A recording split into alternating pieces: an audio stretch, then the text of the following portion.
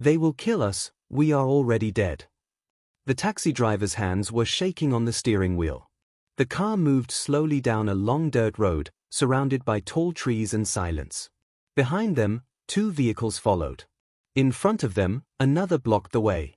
The driver whispered again in Spanish, his voice breaking. "We are dead." Inside the taxi sat a journalist, holding a small tape.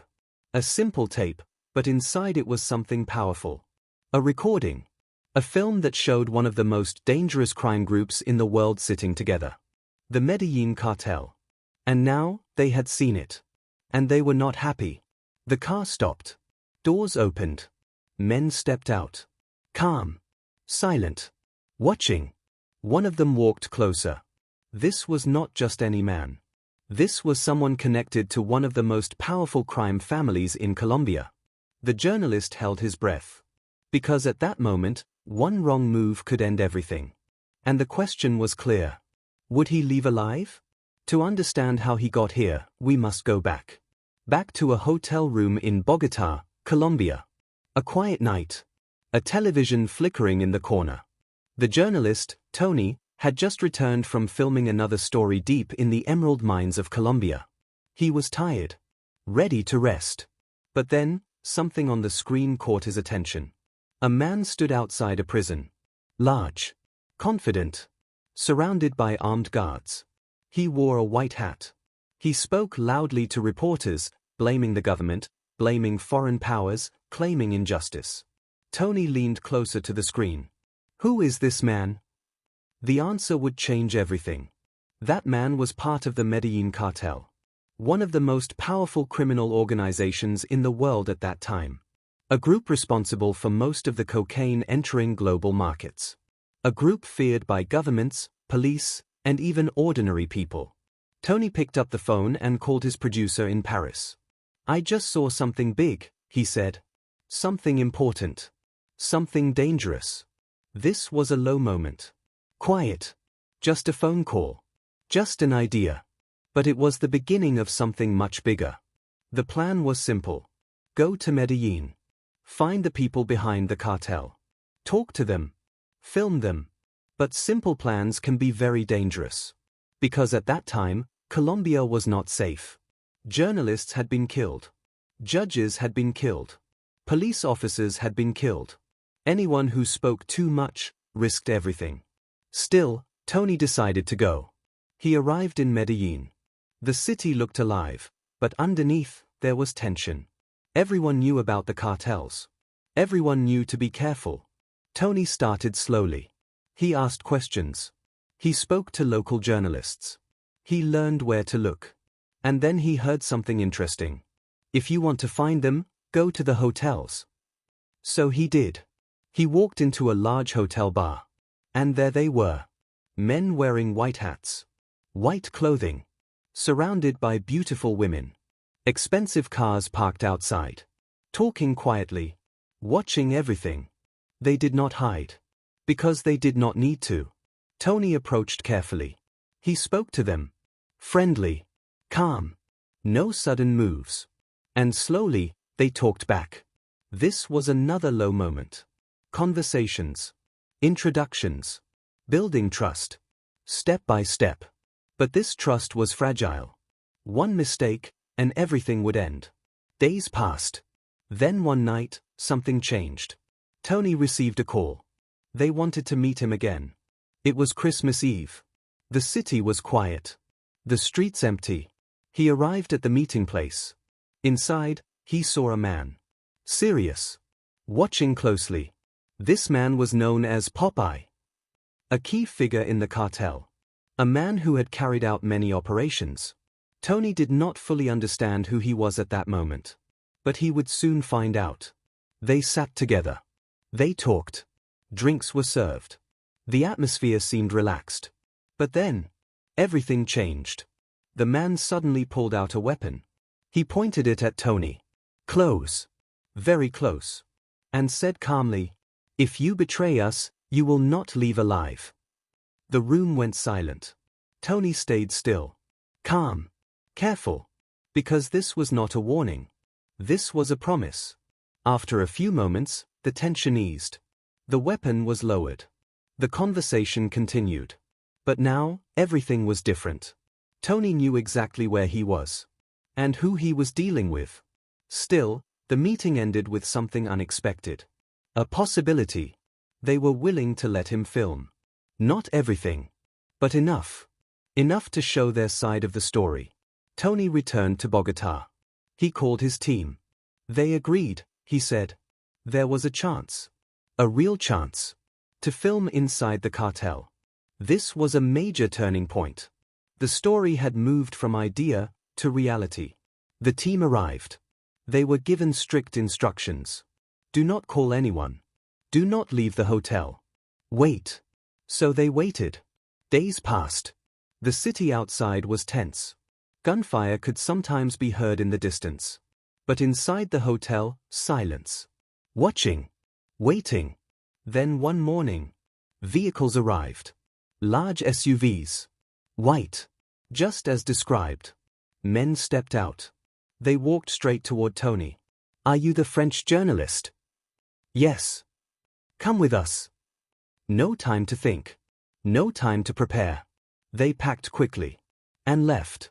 The journey took them far from the city. Into the countryside. To a large estate. An hacienda. Beautiful. Quiet. But heavily guarded. At the entrance stood the same man Tony had seen on television. The man in the white hat. Waiting. Smiling. Welcoming them. But behind that welcome was power. And danger. Tony stepped out of the car. Camera in hand. Heart racing. Because he knew. This was only the beginning. And somewhere in this world, there was one man he had not yet met. A man known across the globe.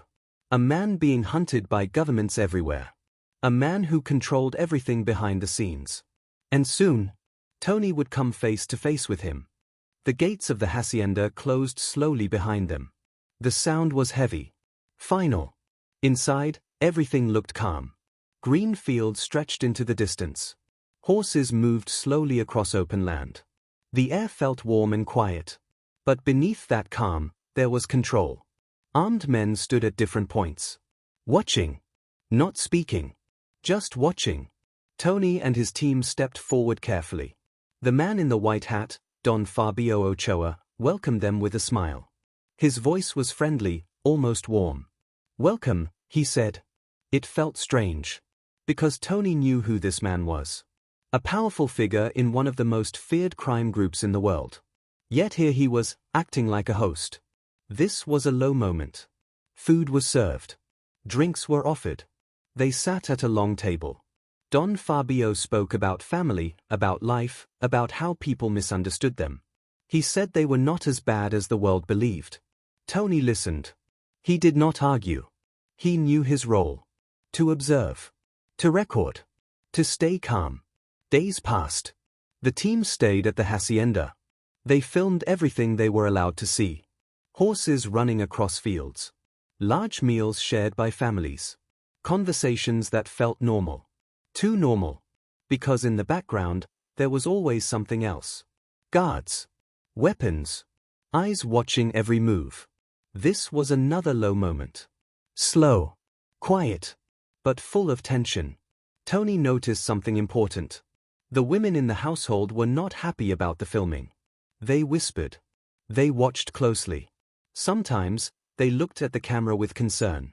They did not trust this situation. But Don Fabio made the decisions. And when he spoke, no one argued. One day, something unexpected happened. Don Fabio made a request. Come, he said. They followed him to a large open field.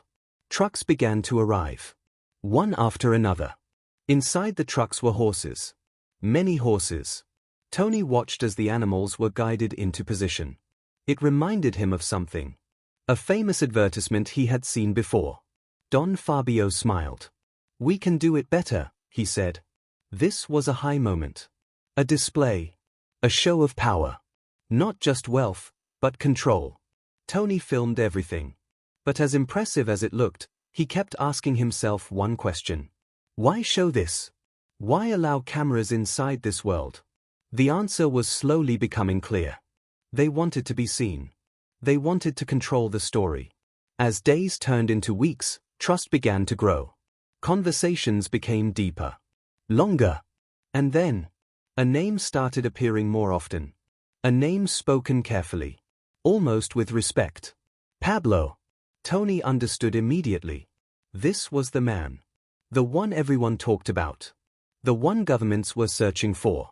The one who controlled everything behind the scenes. Pablo Escobar. Tony did not ask directly. He waited. Carefully.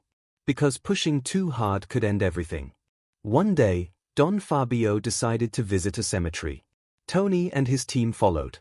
The atmosphere changed. No more laughter. No more show. Just silence. Don Fabio stood in front of a grave. And suddenly, he began to cry. Real tears. Tony watched closely. This powerful man, connected to so much crime, was showing emotion. This was a quiet moment. A human moment. It was confusing. It made the story more complex. As they left the cemetery, the convoy of vehicles moved slowly down the road. Then suddenly, the cars stopped. Don Fabio stepped out. He called Tony over. His voice was calm, but serious. Tomorrow, he said, you will meet him. Tony froze. Who? Don Fabio looked at him. Pablo. The world seemed to pause. This was the moment. The turning point. The reason for everything. Tony felt a mix of excitement and fear. Because meeting Pablo Escobar was not just an opportunity. It was a risk. A very real risk. The next day, the journey began. They drove through mountains. Narrow roads. Rough paths. The further they went, the more isolated it became. No cities. No people. Just nature. And silence. Finally, they arrived. A hidden location. Simple, but guarded. Tony stepped out of the vehicle. Camera ready. Heart beating fast. He kept it low. Not obvious. Just enough to capture what mattered. Then he saw something surprising. A familiar face. A man who was supposed to be in prison. But here he was. Free. Walking. Part of the group. Tony raised his camera slightly. But Don Fabio stopped him. Not now, he said calmly. There were rules here. Rules that could not be broken. They walked forward. Through a path lined with young armed guards. Teenagers. Serious. Focused. Watching every step. Then they reached a pool area. Bright sunlight. Still water. And at the far end, a man stood waiting. Not very tall. Simple clothes. A cap on his head. He looked ordinary. But everything around him said otherwise. This was not an ordinary man. This was the man. Don Fabio spoke clearly. Don Pablo. The man stepped forward. He looked directly at Tony. Calm. Measured. Then he extended his hand. Tony shook it. Don Tony, the man replied. And then he said something unexpected. I don't like cameras. Tony felt the tension immediately. This was another high moment. Everything could end right here. But the meeting continued. They sat down. Food was served. People gathered around. The leaders of the cartel. All in one place. Tony kept his camera steady. Focused. Because he knew. This moment mattered. At first, Pablo stayed quiet. He let others speak. But then, he leaned forward. Correcting them. Guiding the conversation. And slowly, he began to speak. His voice was calm. Confident. He spoke about power. About injustice. About how he saw the world. Tony listened carefully. This was history. Being recorded. Right in front of him. But even in this moment, there was danger. At one point, Tony reached into his bag. Just to change a tape. But instantly, a young guard reacted. A weapon was raised. Close. Too close. The room froze. For a second, everything stopped. Then Pablo raised his hand. Calm, he said. The tension dropped. Tony slowly continued. Careful. Every move now mattered. The interview ended shortly after. Pablo stood up. He walked away. But before leaving, he turned. "Come again," he said. Then he disappeared. Just like that. The most wanted man in the world. Gone. Tony sat there, holding his camera. Knowing what he had just captured. Something rare. Something dangerous. Something powerful. But as they prepared to leave, a new thought entered his mind. Getting in was hard. But getting out might be even harder.